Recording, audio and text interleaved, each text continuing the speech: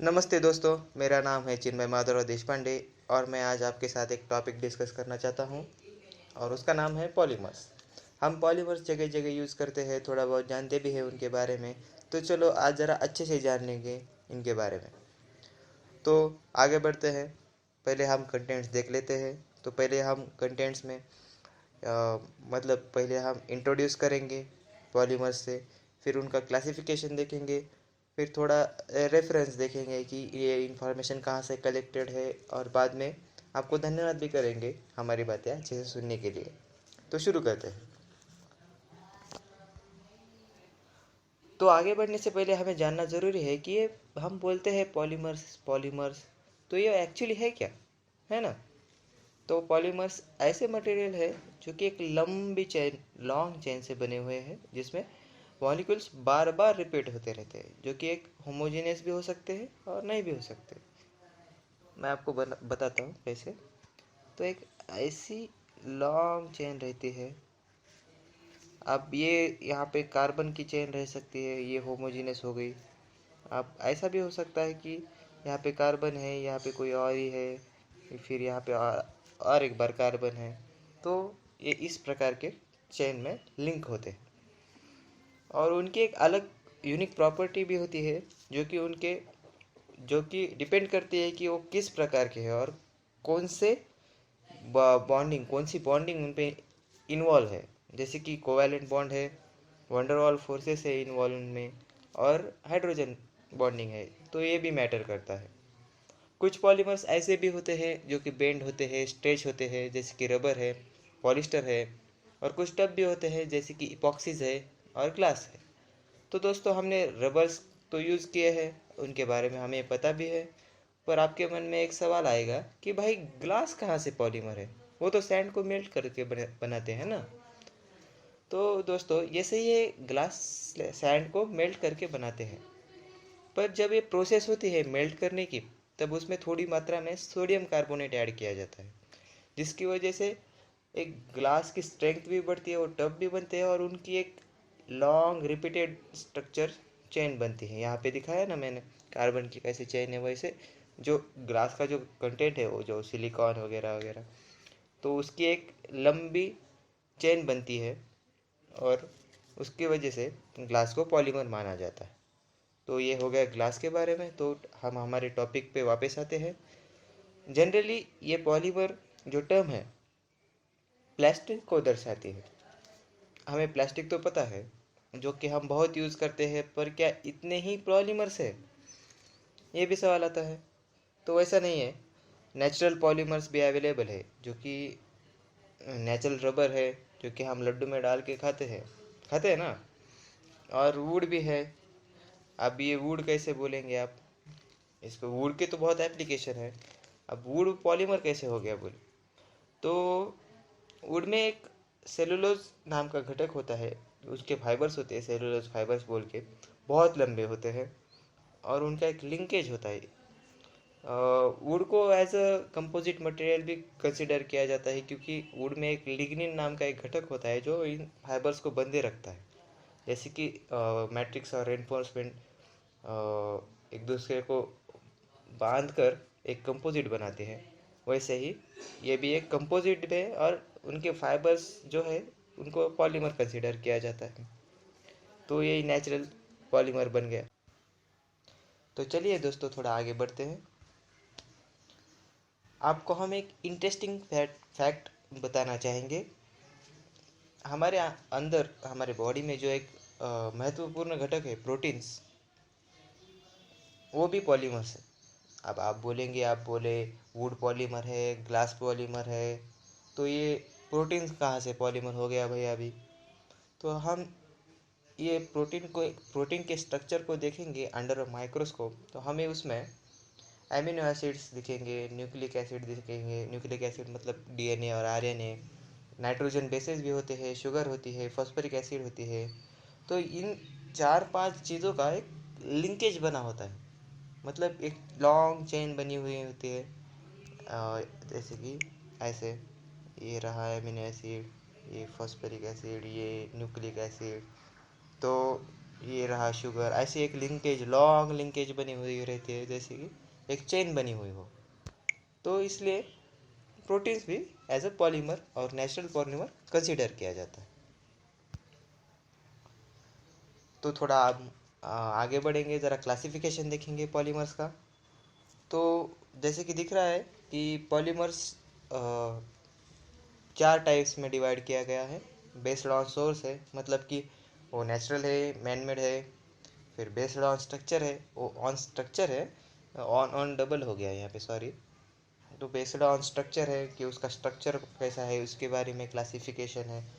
फिर तीसरा है बेस्ड ऑन पॉलीमराइजेशन। अब ये पॉलीमराइजेशन क्या है? तो ये एक प्रोसेस है जिसमें स्मॉल मॉलिक्यूल्स, जिसे मोनोमर्स कहा जाता है, ये इन मोनोमर्स को कंबाइन किया जाता है और उनकी एक लंबी चेन बनाई जाती है। इस प्रोसेस को पॉलीमराइजेशन कहा जाता है। जैसे कि मैं आपको दिखाना चाहूँगा, ये है मोनोमर्स, बहुत सारे मोनोमर्स हैं, और ऐसे भी रैंडमली कैसे भी है, तो इनको ऐसे लंबी चेन में बिठाया जाता है और इस प्रोसेस को पॉलीमराइजेशन कहते हैं। अब ये मोनोमर्स की जो चेन है वो सिंगल मोनोमर्स की मतलब सिंगल टाइप के मोनोमर्स की भी हो सकती है और डिफरेंट 3-4 टाइप के मोनोमर्स की भी हो सकती है, ठीक है। तो ये रहा बेस्ड ऑन पॉलीमराइजेशन। अब चौथा क्लासिफिकेशन है, sorry, based on molecular forces. मैंने पहले भी कहा था कि इनकी प्रॉपर्टीज़ डिपेंड करती है कि इनकी बॉन्डिंग कैसी है, कौन सी बॉन्डिंग है इसमें, मतलब कि वंडरवाल्स फोर्सेस है या कोवैलेंट बॉन्ड है। तो इसके अनुसार इसका क्लासिफिकेशन किया गया है। तो चलिए पहले हम देखेंगे classification based on source. Okay, तो दोस्तों पॉलीमर्स को सोर्स के हिसाब से 3 ग्रुप्स में बांटा गया है, नेचुरल है, सिंथेटिक है, सेमी सिंथेटिक है। तो हम नेचुरल पॉलीमर्स क्या है देखेंगे। तो नेचुरल पॉलीमर्स, जैसे नाम से ही पता चलता है कि ये नेचुरली फाउंड पॉलीमर्स हैं। जैसे कि मैंने आपको पहले बता दिया था, प्रोटीन्स है, सेलुलोज है, रबर है, तो ये नेचुरल पॉलीमर है। अब दूसरे देखेंगे सिंथेटिक पॉलीमर्स, जो कि लैब में मैन मेड बनाए जाते हैं, जैसे कि पॉलीथिलीन है, नायलॉन फाइबर्स है, एक्सेट्रा। नायलॉन तो हमें पता है, नायलॉन वायर्स हम यूज़ करते हैं, नायलॉन के कपड़े होते हैं, तो इस तरह से इनका यूज़ होता है।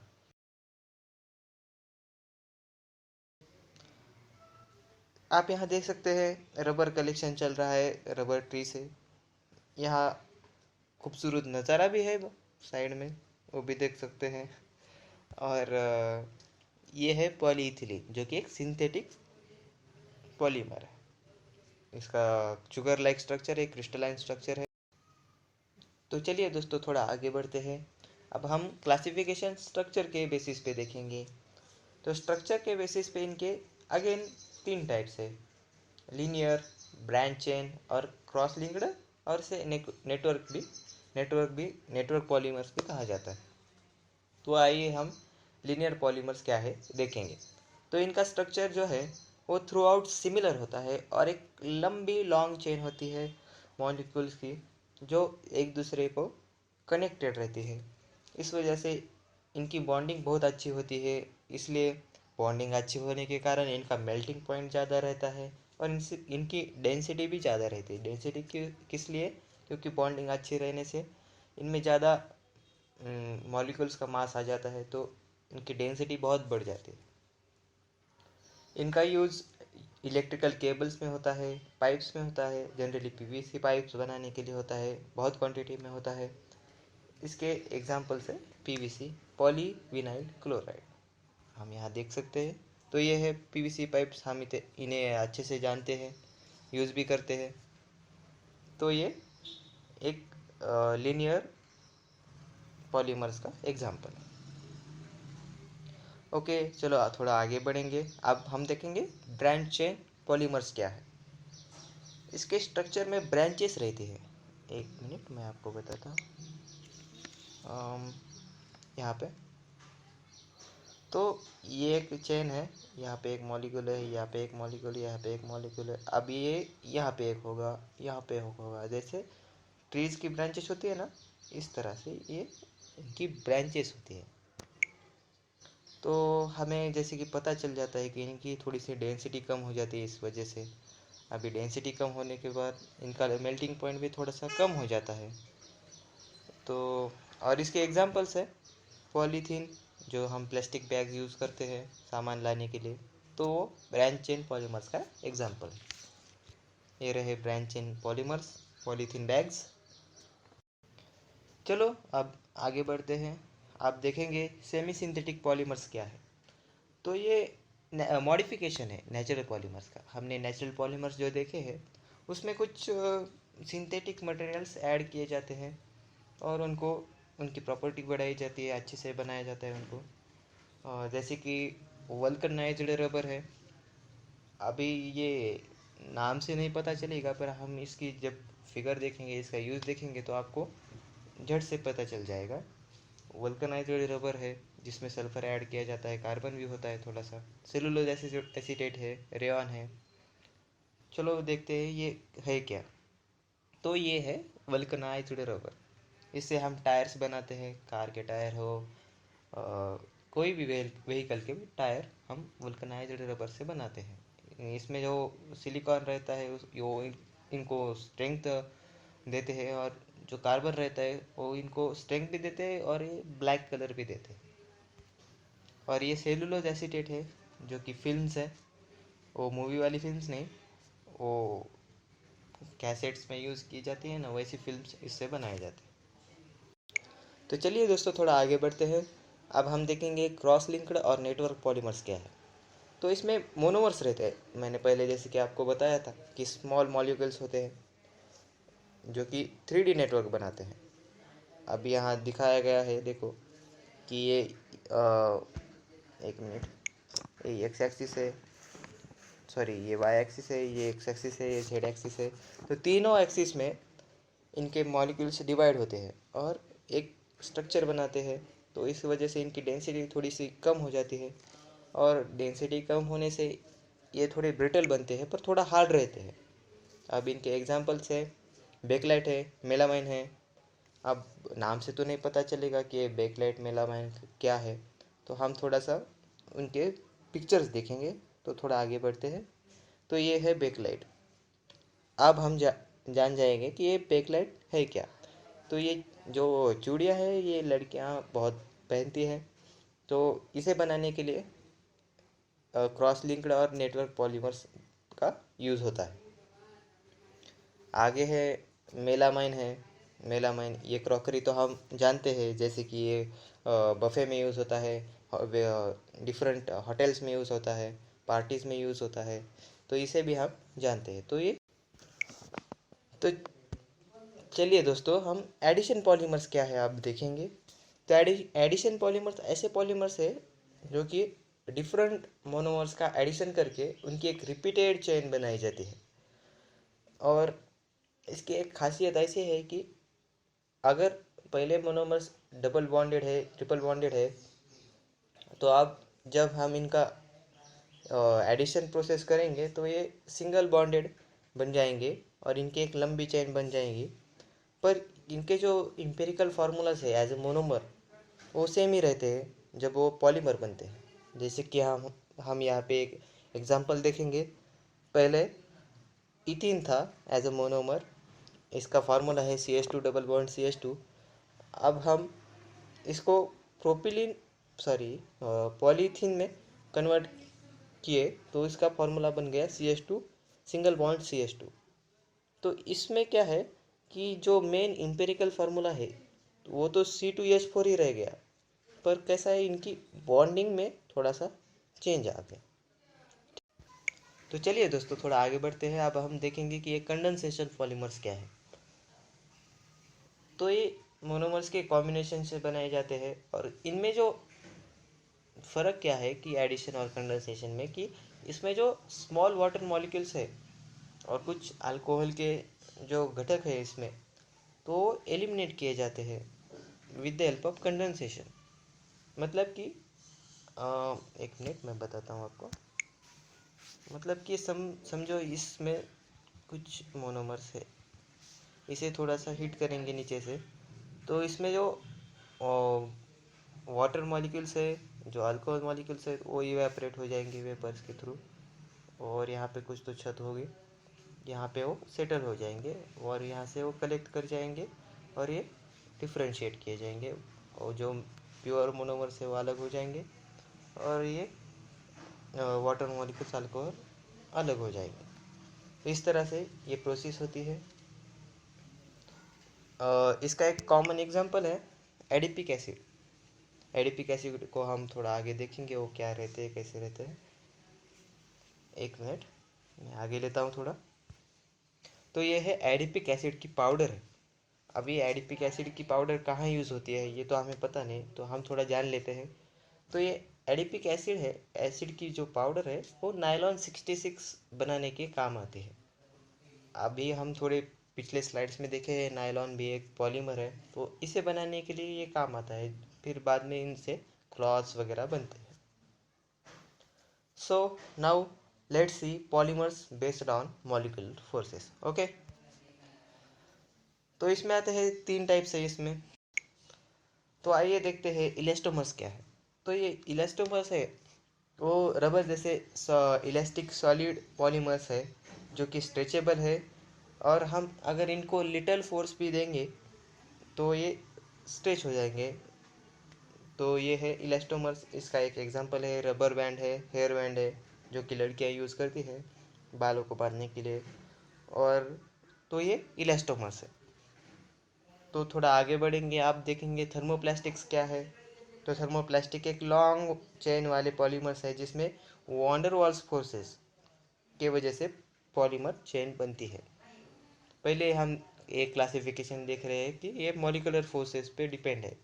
तो थर्मोप्लास्टिक्स में जो मेन मॉलिकुलर फोर्सेस है वो वंडर वॉल्स फोर्सेस है, जो कि इंटर मॉलिकुलर फोर्सेस होते हैं, जिससे एक एडिशन बनती है मॉलिक्यूल्स के बीच में। थर्मोप्लास्टिक्स है, जब हम इन्हें हीट करेंगे तो लिक्विड लाइक सॉफ्ट मटेरियल बन जाएंगे, और जब हम इनको कूल करेंगे तो फिर से ये सॉलिड बन जाएंगे। ये तो इनकी एक प्रॉपर्टी है। इसके एग्जांपल्स है पॉलीस्टेरिलिन और पीवीसी। पीवीसी तो हम पिछले बार देखे थे। एक मिनट हम इनको इनका पिक्चर्स देखेंगे। तो ये है रबर बैंड्स, जो कि इलास्टोमर्स का एग्जांपल है, हम इसे जानते हैं अच्छे से। और ये थर्मोप्लास्टिक है, जो कि थर्मोकोल है। थर्मोकोल तो हमें पता है। तो ये है थर्मोप्लास्टिक। तो चलिए दोस्तों थोड़ा आगे बढ़ते हैं। अब हम देखेंगे कि थर्मोसेटिंग प्लास्टिक्स क्या है। तो ये थर्मोसेटिंग पॉलीमर्स क्या है।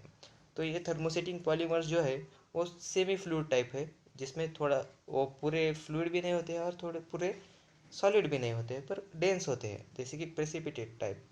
और हम जब इनको हीट करेंगे तब ये लिंकेज बनाएंगे और एक 3D स्ट्रक्चर बनाएंगे, और जो कि हार्ड बनेंगे, पूरा हार्ड बन जाएंगे। 3D स्ट्रक्चर हम क्रॉस लिंक्ड और नेटवर्क में देखे थे, तो वो थर्मोसेटिंग से ही बनते हैं। इसका एक एग्जांपल है बेकलाइट, जो हम पिछली बार देखे थे।